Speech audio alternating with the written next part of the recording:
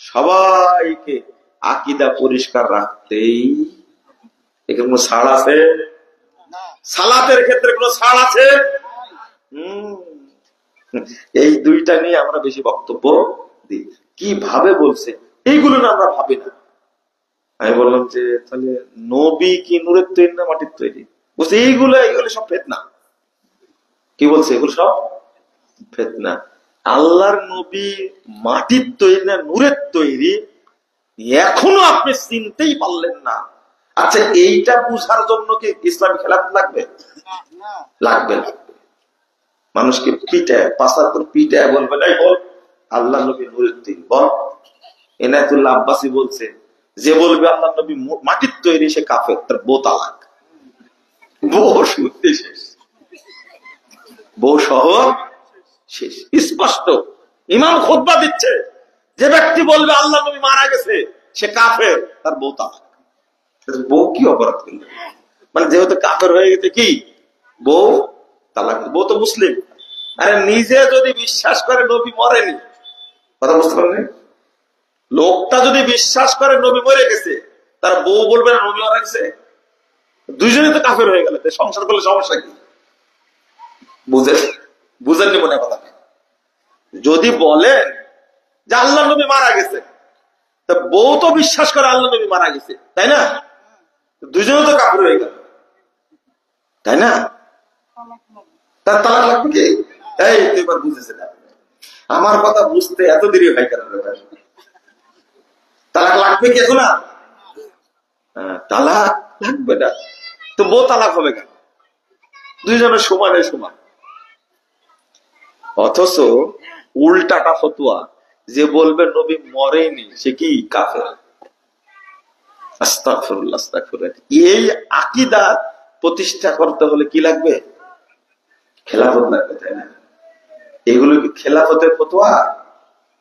হ্যাঁ, র‍্যাব লাগবে, র‍্যাব, সেনাবাহিনী লাগবে। আপনি একটা জিনিস বুঝলেন সঠিকটা, সুদ হালাল না হারাম? হালাল না হারাম? হারাম। এইটা আপনি বাস্তবায়ন করবেন, এই জন্য কি র‍্যাব লাগবে, সেনাবাহিনী? আমি মুজাফফর সুদ খাই না, আলহামদুলিল্লাহ। আপনি বলেন তো সুদ খান না মানে আপনি কম কট বন্ধক নিয়ে খাচ্ছেন কত বছর যাবো, টাটকা শুয়োরের রক্ত সে বড় হারাম খাচ্ছেন আপনি। বুঝেননি কথা? কট বন্ধক বুঝেন আপনি? আপনাকে আমি জমি দিছি আর টাকা নিয়েছি, টাকা যতদিন ফেরত না দেবো ততদিন খেতে থাকবেন আপনি জমি। কি বলে এটা? কি কত বলে?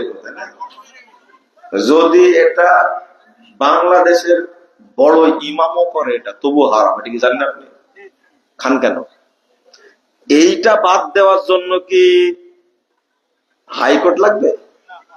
আপনি বাদ দিতে পারেন না?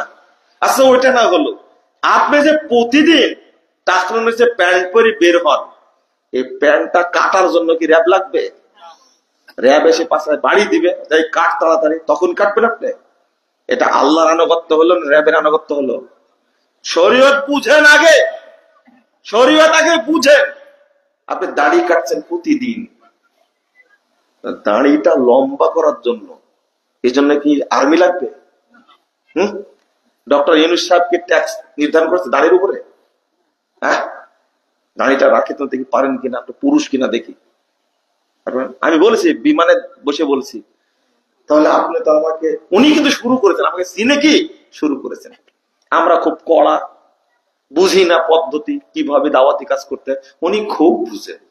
আমি বললাম তা আপনি যত কথা বললেন তাতে তো এত আপনার এত এলেম হওয়ার পর দাড়িটা লম্বা হয়নি কেন আপনার? বললাম যে ছোটখাটো বিষয় নিয়ে আপনি কথা বললেন, আবার ছোটখাটো, সবই ছোটখাটো।